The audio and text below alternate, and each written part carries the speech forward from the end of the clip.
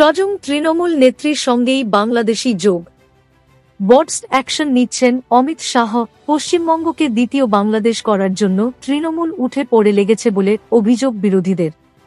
আর সেই জায়গায় দাঁড়িয়ে মালদহের এক তৃণমূল নেত্রীর বিরুদ্ধে বাংলাদেশ জব উঠে আসতেই বডস্ট পদক্ষেপ নেওয়ার চিন্তাভাবনা শুরু করে দিয়েছে বিজেপি, যেখানে কেন্দ্রীয় স্বরাষ্ট্রমন্ত্রকে চিঠি দেওয়ার কথা জানিয়ে দিয়েছেন বিজেপি নেতা, যার ফলে রীতিমতো অস্বস্তিতে সেই তৃণমূল নেত্রী।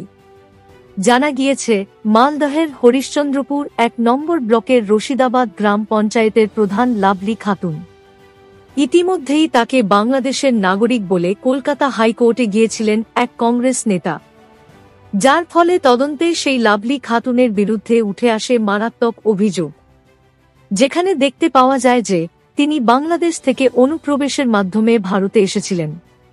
এমনকি তার বাবার নাম পরিচয় নিয়েও তৈরি হয়েছে সন্দেহ। পরবর্তীতে মহকুমা শাসক সেই তৃণমূল নেত্রীকে বাংলাদেশি বলে তার পঞ্চায়েতের সদস্যপদ খারিজ করে দেয়। তবে এত কিছু করার পরেও কেন তাকে বাংলাদেশে ফেরত পাঠানো হচ্ছে না, তা নিয়েই এবার প্রশ্ন তুলেছে বিজেপি। ইতিমধ্যেই এই ব্যাপারে জেলা প্রশাসনের কাছে একটি স্মারকলিপি দেওয়ার চিন্তাভাবনা করেছে গেরুয়া শিবির।